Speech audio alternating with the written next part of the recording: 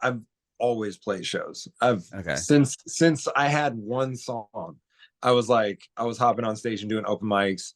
I was playing Oh, in empty awesome. bars. I was opening for, this person, that person, whoever. Yeah, I've never stopped playing shows. Hey, what's going on, Echo? What's up, dude? How are you? I'm fantastic. How are you? Doing really good, man. Good to see you. Good to see you. I'm Adam. Very nice to meet you. How's it going, Adam? I'm great, dude. I appreciate you doing this. Thank you so Yeah, much. dude. Fucking stoked to be here. What's going on? Not a whole lot, dude. Just hanging out. It's Friday. It is Friday, isn't it? Yes, sir. But this podcast is about you, man, and your journey in music, and we'll talk about the new stuff you've been releasing. Good Things, I think, is the newest one. Yes.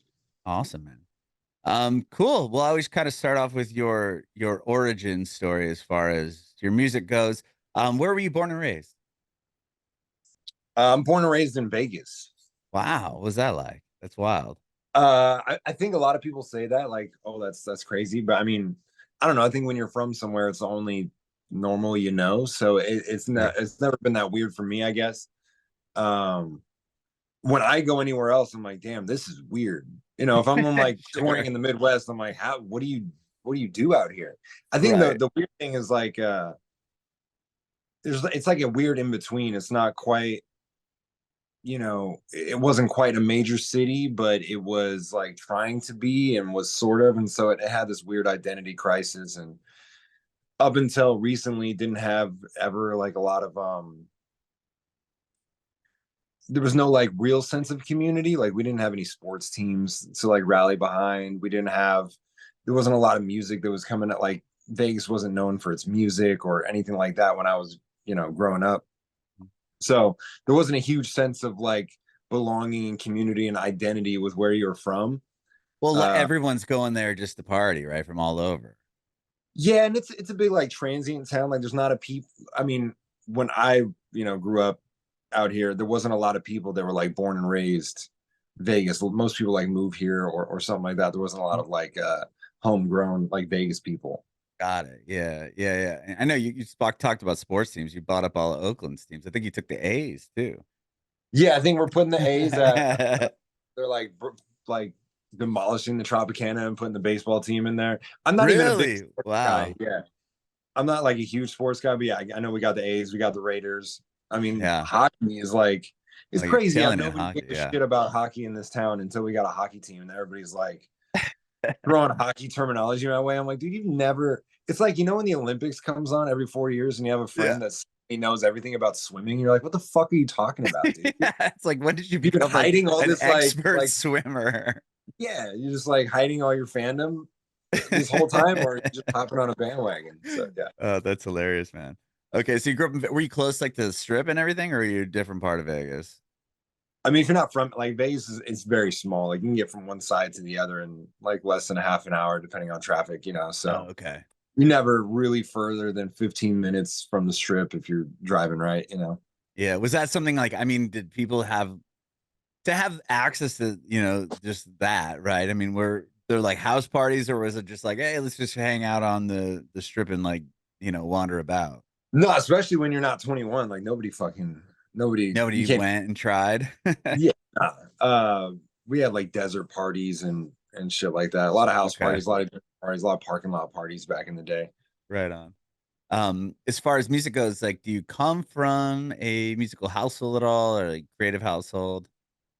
No, not at all. Okay. Really. Yeah, not there was never there was never anybody. I never even really thought about that. But no, there's never anybody really creative in my household. I was raised by a single mom and my mom worked a lot and my grandparents were just kind of took care of us and just kind of Grandparents, yeah. Right. we're grandparents, Right, watched like right, right. on VHS and shit like that. But it wasn't there was never, a thought of anything creative or like, hey, you could do something like this or this is an option. I didn't know the first thing about trying to do anything musically or in the arts whatsoever. It was just very, I don't know, it felt so far out of reach. Mhm. So how do you start music? Do you pick up guitar at an early age, or like how does it all kind of begin for you? Or just a It really fan in the kind of, beginning? I mean, I was always such a huge fan of just music. Music, like I was the kid that I always had my headphones on since I was in like elementary school. I used to walk to school and have my, my Discman Hell and yeah. was listening to shit, What were you whatever. listening to? But I'm just curious.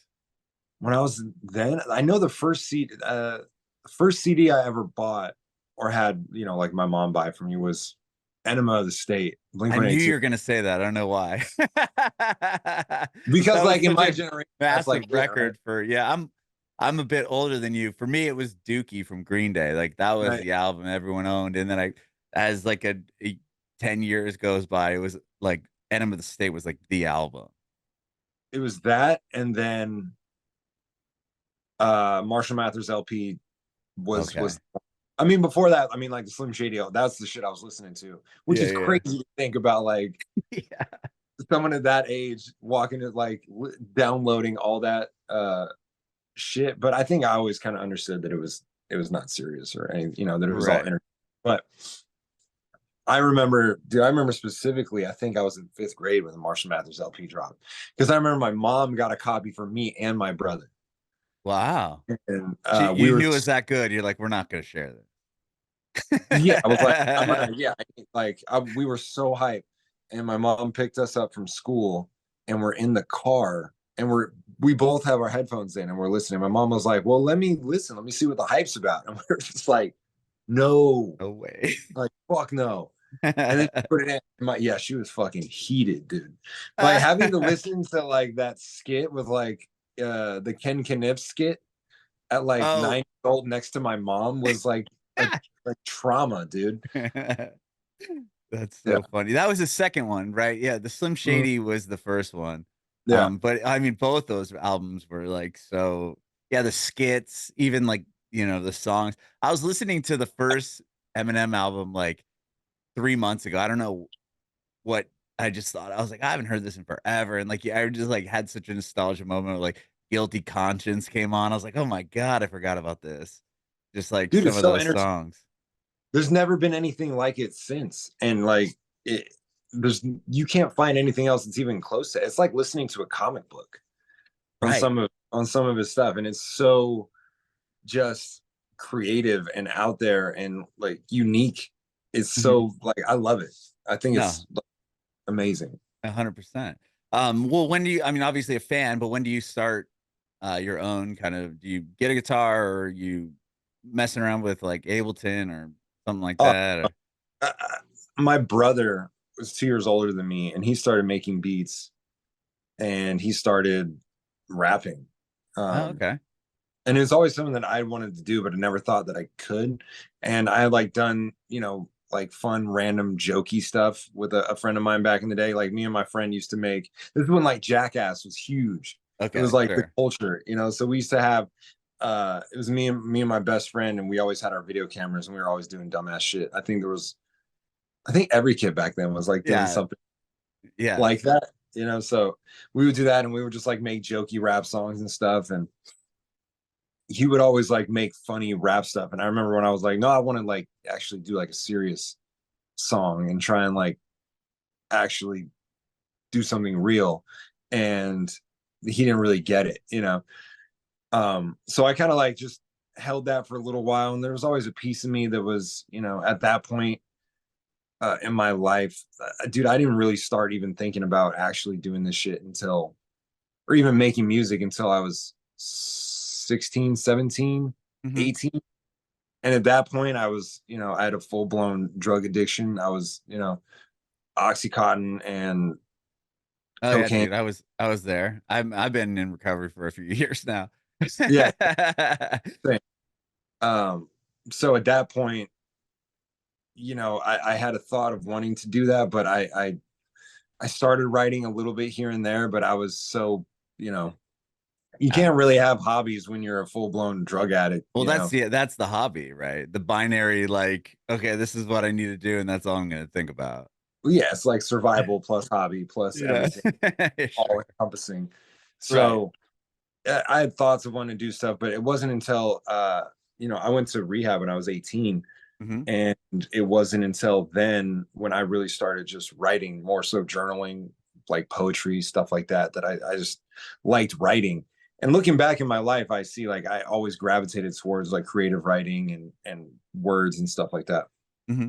So then once I got out of rehab, my brother was doing his thing, making beats here and there and doing rap stuff. And I was like, well, if you can do it, like I don't feel as like self-conscious trying it.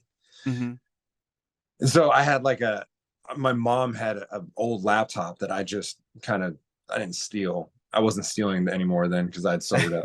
Yeah, Uh, adopted yeah, I'd it. adopted it and went to my friend's house and just started, recording on beats that I'd found online on this shitty laptop computer. And it was really, really bad. But that was like kind of the inception of it. And Yeah. a couple of friends being like, yo, this is actually not bad, which it was, but maybe just being like, well, coming from you, this person that I just know standing right here, it's not that bad. So it kind of Yeah. just evolved from there. Kind of like a validation that it was, it was good, right? I mean, give you enough to be like, all right, I'm going to keep going on with this. If they were like, you suck horribly, I don't know, maybe you would have just been like, all right, I'm going to hang it up. Yeah, I don't even know if I would have. I'm convinced that, I had enough people lie to me and tell me that it wasn't that bad long enough until I actually was able to figure it out and get good at it. Okay. And when did that, I mean, your songs now, they're not all, there's rap in them, but I mean, there's a lot of like, punk rock and heavier parts and rap and you singing over like acoustic guitars and stuff. Like when did like did you have a song that just kind of blew up for you or like how do you like go from doing these songs and your friends being like, "Oh yeah, this is pretty good" to, you know, kind of succeeding at some point?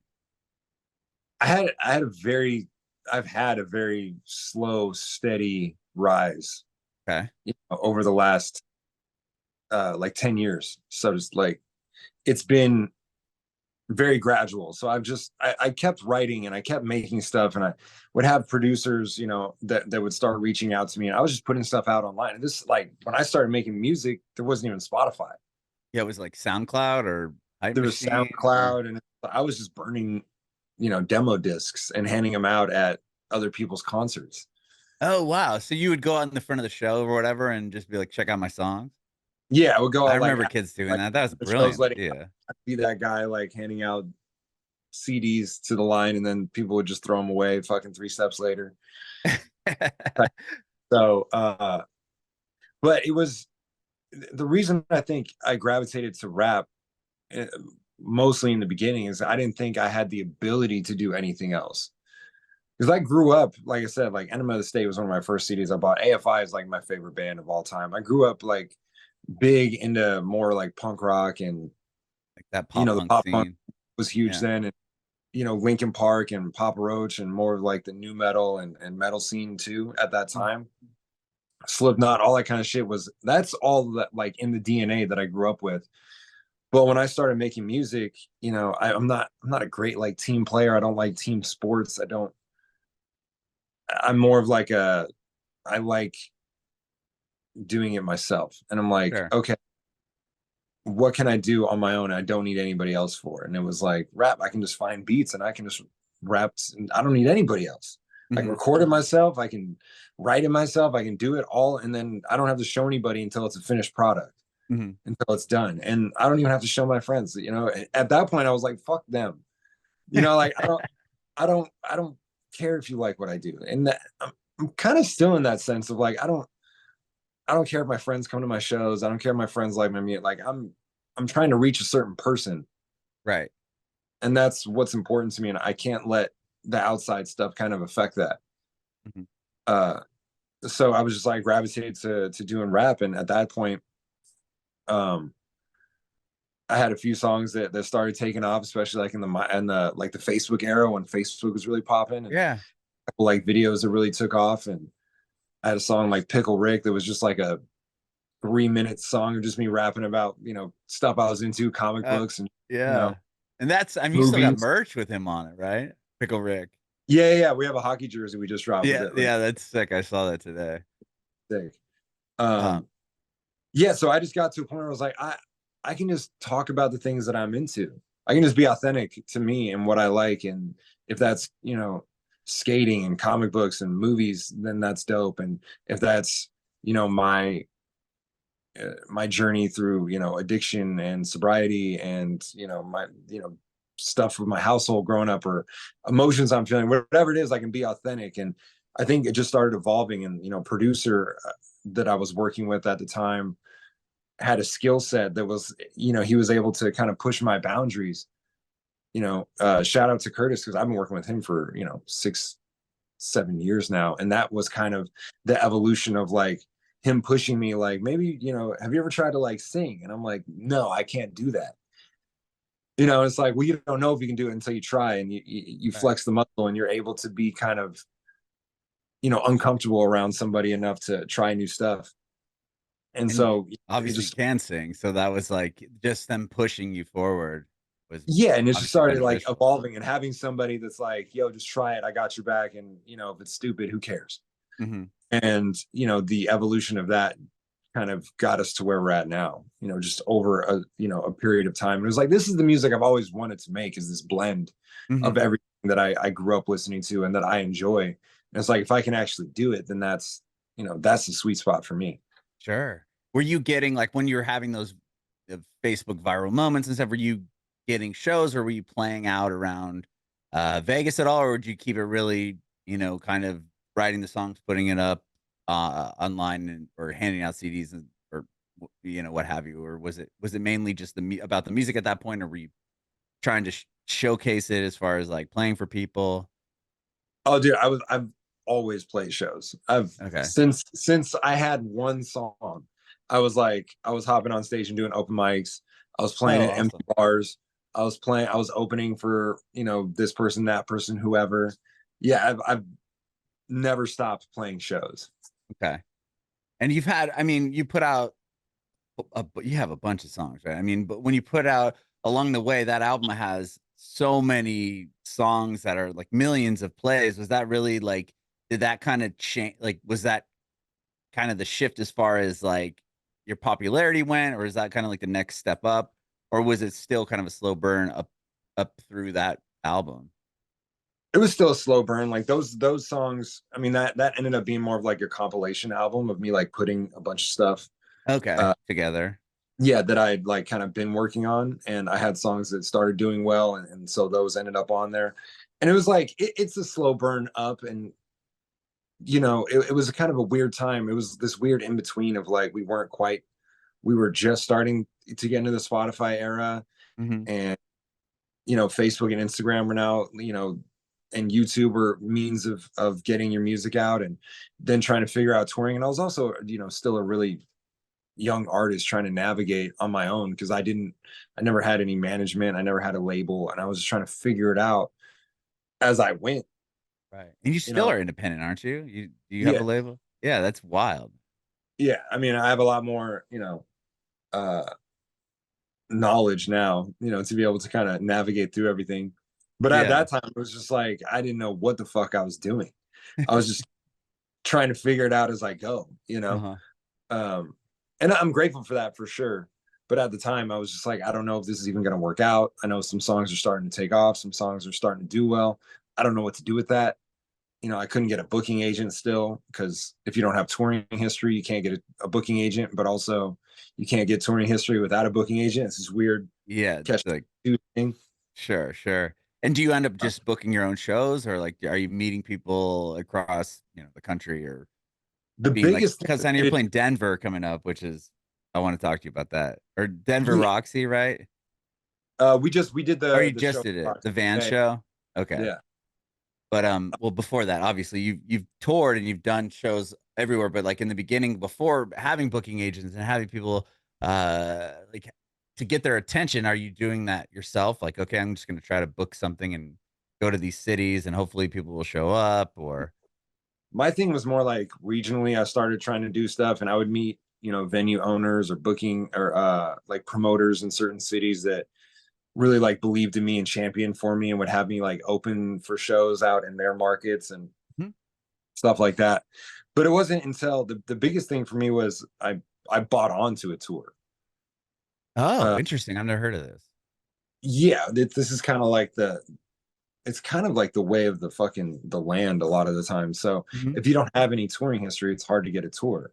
And so a Right. lot of times what you have to do as a young artist is like, okay, you buy onto a tour where it's like however many shows it is, the artist is like, okay, if you want to open for me, it's a big opportunity. So Pay whatever, up. 100 bucks a show, Yeah. you pay $100 a show, you pay your own way, you do whatever, blah blah blah. And yeah, I'll let you, you can open, you'll be on the flyers, you'll you know be in front of these audiences every night. But that's a And huge, like, that's almost a great, um, marketing or like advertising. Well, not only are people seeing your name, right, but you're playing in front of a lot of people, and then you could probably sell your merch and sell your CDs or whatever to make up that whatever $100 that you had to pay to play the show. yeah, so it's like I don't even know what it would break down. I know it was like You're like I think I, investing in yourself, so to I think I paid probably I think like 4 grand to get onto my first show or to my first tour. sure. And Do you mind but that telling who was it a little, was, or do you don't want to? no, for sure it was Chris Webby. Okay. Um, because it's a really cool story in my like kind of in my Yeah, yeah, yeah. story. So Yeah, yeah. there was like 3 legs of this tour, and it was like 4 grand a leg. I'm like, okay, I didn't want to do it. My girlfriend convinced me to do it. She's like, you just gotta just go for it. Like you'll make your money back on merch, blah blah blah. Mhm. So I bought onto the first tour. I mean, it's 4 grand, but then you have to rent a car, then you have gas, and you have to get a hotel every night. You know what I mean? So there's added expenses on top of everything else. Right. So I do the tour. I'm like the first of whatever 5. Play the shows. Tour goes great. I make my money back on my merch. I did really well on the tour. I meet Chris Webby. Uh, we like we click. He like drops some gems on me, and he just really likes my music and likes what I'm doing. He's like, "Yo, come on the next tour. You don't have to pay." Wow. So I go on the next leg. I don't pay. I still pay my own way, but I don't have to Well, you don't pay. have to put up the four. You don't have to do the front of the 4 grand. Yeah, and then so then for the third leg, he's like, "Yo, you're coming with us." He pays for my hotel room, pays my way, and now I tour with him all the time. Like I'm direct support for Webby when we go out on runs, and it's like it's just a very cool.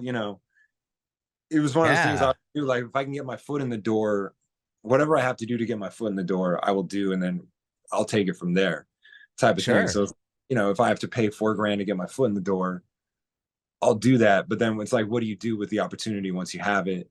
Can you capitalize on it? And that was, the beginning of my touring history. And once I had that touring history under my belt, I was able to get a booking agent. Once I get a booking agent, I started getting paid to go on other tours. Mhm. And, it started like evolving from there.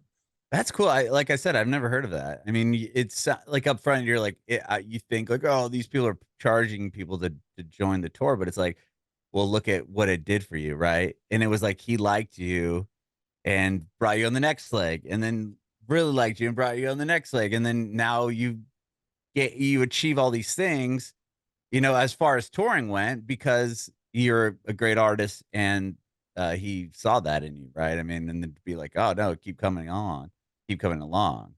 Yeah. And it's understandable. I mean, even now being in, a position to where, people try to buy onto my tours now. Right. And it's understood because you're like, dude, there's so many artists out here. Like, you don't know if somebody's serious. You don't know how good somebody is. And a lot of times, like, yo, if you really want to get on, like, I don't know you, I Right. so yeah, if like you're willing to put up money to get on a tour and you think you got it and the music is good, cool. Yeah. Like, You're serious uh, about it at that point. yeah, then that's all. And more It's not power. like a gamble for you to be like, okay, is this person gonna take it seriously? Are they gonna drop off halfway through? Are they gonna be, yeah, yeah. They now they have skin in the game, Yeah, so to exactly. speak. You know what I mean? I think that's brilliant. I really have never heard of that before. I think that's really cool. Yeah, it's a big thing in the touring world. I mean, it even goes up to like some of the biggest band, the biggest bands in the fucking business. Right, right, right. like labels, you know, wheeling and dealing. Like, I'll do this for this person if you put this person on this tour, and we'll Oh put this yeah. money here for this or that, or you know, we'll get a feature for that. You know, I mean, it's No, all 100%. I did terrestrial radio. I was on the radio in San Diego and San Francisco for, over 15 plus years, and I saw that happen all the time. It's like, we'll give you this band for your, summer concert show, but you have to add this band on as an opener and play the record, 20 times a week. So it's like there's always behind the scenes deals happening. And if you're yeah, independent, you don't have a chance to be a part of those deals. You're not on the label with Pearl Jam that they could be like, well, we'll put, you know what I mean? Like, there's no trade off. You just have to hope that people are going to give you the chance. And that's a great way to get, a shot instead of yeah, putting in 4 grand into, you know, TikTok, uh, whatever, like ads or something like that. You're like actually doing the work and you're yeah. getting in front of people.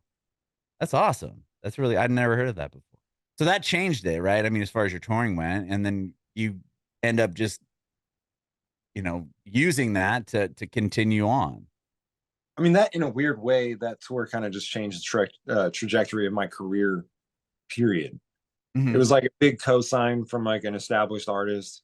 It was also somebody that I could talk to and be like, hey, what, like, I mean, you said you're in recovery, so like Yeah. I realized the other day, like this is something I picked up from recovery. Is like a, if you do what I do, you'll get what I get type of thing. Right. Right. Right. And you know, I talked to him and he was like, listen, dude, like this is what I do. This is my formula. I do this. And I'm the type of person from that. I'm like, okay, well, if I, you know, I put out one song every 2 weeks, I have the artwork look a certain way for this and this so that, you know, you can, all the artwork for these songs, you know, is similar. So when you're looking on Spotify, you can tell that you're moving towards a certain project. Right. And you know, I do this with it. And then, you know, after I put out this many songs, I add five more and then put it out as an album. And that's my formula. So I was like, okay. And I just literally copy and pasted what he was doing in my own way. And I started seeing more and more success, you know, on streaming platforms and on socials and all that kind of stuff just by following a formula that somebody was like, hey, this is what I do. This is what somebody showed me. Do the same thing. And it was like, cool. Yeah. And that kind of, you know, started working out for me. Yeah. I never thought of it like putting it in that way of like recovery. Yeah. It's like, if you want what we have, here's the steps you need to take. Right. And then he's like, Yeah. this is the formula that I used. Here's a template. See if it works for you. And it seems Yeah. like it did. I've had people that I've tried to do the same thing with. And it's that whole idea of like, well, I think I know best sometimes. And you're like, all right, man, like you can Yeah. try it. What I'm telling you is like a tried and true thing. Yeah. You know what I Try mean? your Same thing, way. I'll like, still be here letting you know that yeah, exactly. this is what I have. This is the way to do it. Exactly. Exactly. Oh, So that's killer, man. Are you I can take this out if you don't want to answer. I was just curious if you still in recovery? yeah. Oh, that's awesome, man. Congratulations. Yeah. It's like 16, 17 years coming up. Something like Damn. that. Yeah. Wow, that's awesome, man. Congratulations. I've only got two and almost three. But I say don't say only, man. That's you know. yeah.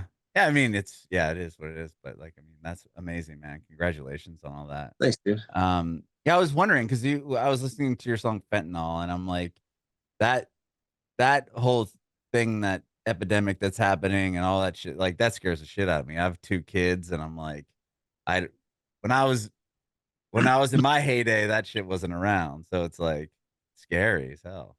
Yeah, I think about that, you know, I would probably be dead for sure because dude, I was reckless, you know, Right. Yeah. Same and here. like opiates were my thing. It was like Hmm. oxy, the heroin, very quickly, Right. and cocaine. You know, so it was like the dealers know what they're doing, man. They're like, hey, first taste is free, and I'm like sick, and then Yeah. there I am, you know, stuck on that too. So I don't really have a doubt in my mind, man, that if it was present day with the type of shit that's going on now, I don't know where I'd be, whether or not I'd be alive, but I would definitely be in a worse spot because that shit also seems like it gets a hold of you Yeah. even Even if you're more. not even trying to get it, right? I mean, you hear about all these crazy ODs and shit, but Damn, man. Well, uh, oh yeah, I just want to kind of talk to you about you know, from that tour, just putting out more music, getting, you know, you kind of just like you said, it was like a slow burn, but in a way you continually to progress on every song and everything you put out. Um, coming up to these new ones. I mean, Mayday was the one that you put out prior to Good Things. Like, is that the first of this new kind of batch of music that you'll be releasing, or do you have like a I think project? I'm just curious. I think the first batch, I mean, I started with like Hole in Your Head, I think was the first, of this new batch of Okay. that are more in like a heavier realm and more mixing in more of like more like metal Mhm. types of vibes and more rock stuff that fits in with the rap as well. So I think Hole Okay. in Your Head, Hurt Myself. I mean, Mayday was a little departure from it, a little more like somber, mellow type Uh-huh. vibe. We came back with Good Things, which is Yeah, heavy again. also back on that. Yeah. Was it difficult to like go from not I mean, well, this will eventually get to the heavier, but like when you were doing just the rap stuff and then you put out a song that has, you know, acoustic guitars or more guitar bass and then hooks and all that. Was that something that you maybe were like, are my fans before gonna care, or was it just like I'm just gonna keep doing what I think is the way to go? I mean, there was a thought of like, how's this going to be received? Yeah, yeah, yeah. But, when I do a song like I'm Not All Right or, um, yeah, that was like, I think maybe one of the first like super, like totally acoustic, Mhm. like more sing songs that I put out. And I was just like, dude, I don't care. Like, if I like it, like that's all that really matters at the end of the day for me. Like, it doesn't really go much further than that. Like, it's like, do I like it? Does it resonate with me? Do I feel like it's genuine? Am I being authentic? Mhm. And if all those boxes are checked, then the song comes out, and I don't really care what anybody thinks or what somebody thinks I owe them as a fan, or whatever. It's like, this is where I'm at this moment, and this is what I like, and I think it's great. And it's those songs inevitably that end up having the most, the longest lifespan and creating the biggest impact. And Yeah. when people at shows are singing every word, it's to those songs. They, I think it really just comes down to authenticity. Like, are you being authentic to you? And the listener can tell. And if you're not, then people start to not fuck with it. And I get that 100% because I've seen that happen with artists that I like. Yeah, you see right through it. Yeah. So if you're just as long as you're being authentic, that's all that really matters. So if I start to stray and start doing stuff because I think it's what people want, I'm no longer being authentic. Right. If I'm just totally doing me and what I think is dope, then we're good. Okay, right on. You have a song called All That, and there's quite the controversy around that show lately. Have you seen that documentary? Dude, you know what's crazy? I did. I Quiet remember on the when we were set. when I initially had the song, I was talking with a couple of my buddies and my videographer. I was like, dude, we should just do an All That video. Like, who can we get Amanda Bynes? Like, you Yeah, know, uh, probably. yeah. At that point, it was like maybe, but because there was a time where I was like trying to get like a really bunch of really cool cameos for music videos and stuff, and was like dropping money on that. And I think I had like Corey Feldman in a video for Lost Boys, Yeah, that's dope. but yeah, it just ended up being like, man, this is maybe a little too much. But yeah, I did see the documentary. It was pretty heavy. Pretty wild.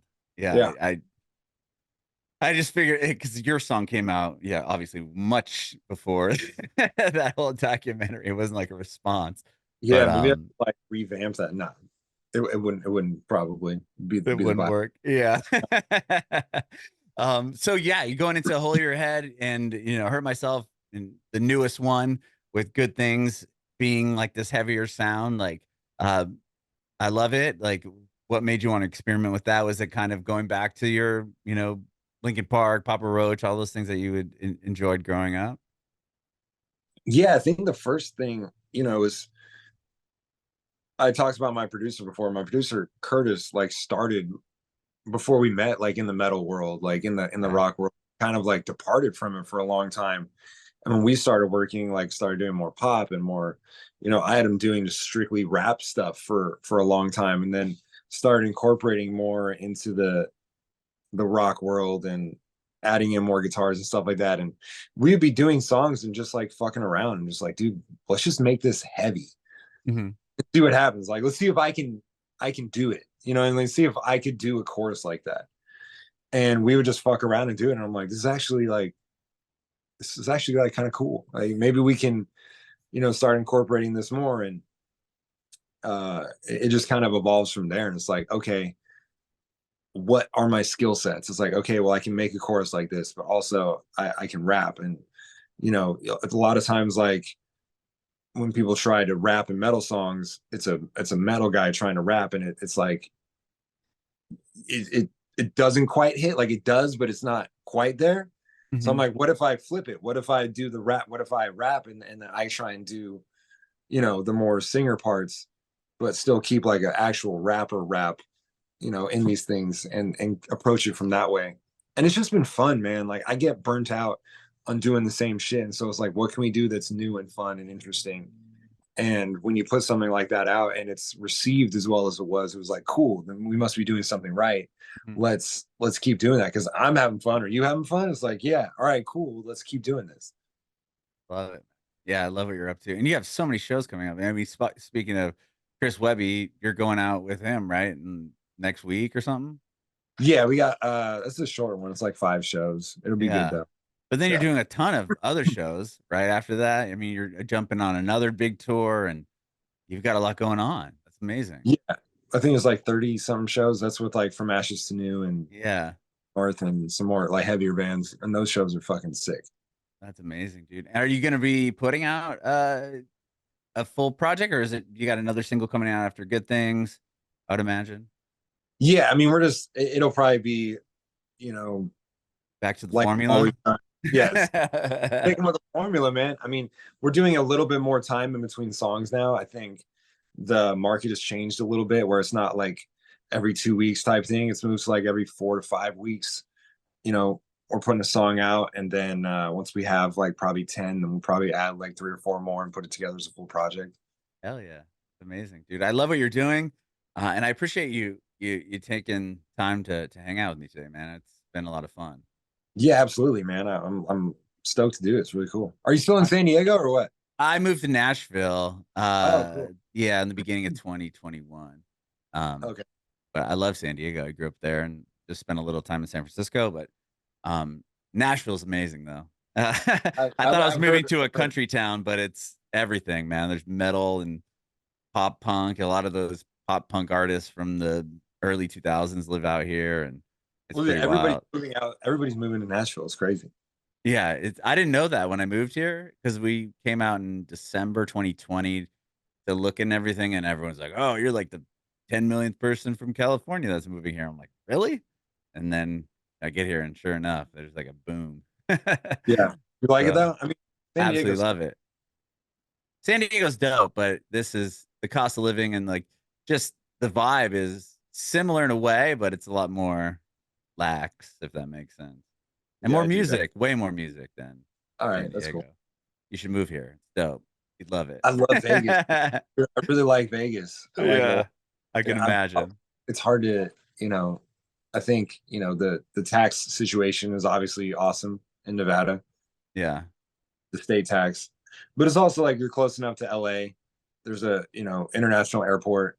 Cost of living is still low, right. Yeah, it is you a know. rad place. I've known a few people that have moved there to Vegas because it was like, what, this is a good move. Dude, you know what? I can't, I fucking hate mosquitoes, dude. Ah, there are mosquitoes. It's not as bad as a lot of the South. We're north enough that it's, Yeah. but we get the humidity and all that Yeah, dude, I cannot fuck with the humidity. I was in Atlanta stuff. like summer last year and was like, I don't understand how anybody could go from somewhere like Atlanta and go to Vegas and be like, it's hot. Like, dude, what? Yeah. Like this You're like, I humidity can't is even insane. breathe in the Yeah, humidity. I don't know. Yeah, but that's even more human. I mean, like I said, it's still, it's not dry heat like we have on the West Coast, but Dude, again, thank you. I have one more question. You kind of answered it earlier, but I'm going to ask it again. If you have any advice for aspiring artists. Oh man. I think the biggest thing that I've learned and I'm still learning is, I think I've touched on a bunch, is like just the authenticity of like, you have to be you, you have to tell your story, you have to be specific, you have to be like real to you. And it's odd that the more specific you are to your own story, the more relatable you are on a macro level. It doesn't make sense. And even from a writing standpoint, we're like, well, if I write more broad, like more people will get it. But it's like, no, it's some reason the more specific you are to your own story and your own journey, the more relatable it is, because it really just comes down to that authenticity and like, the feeling behind everything. So if I would have learned that a little bit earlier, I probably would have progressed a little bit faster.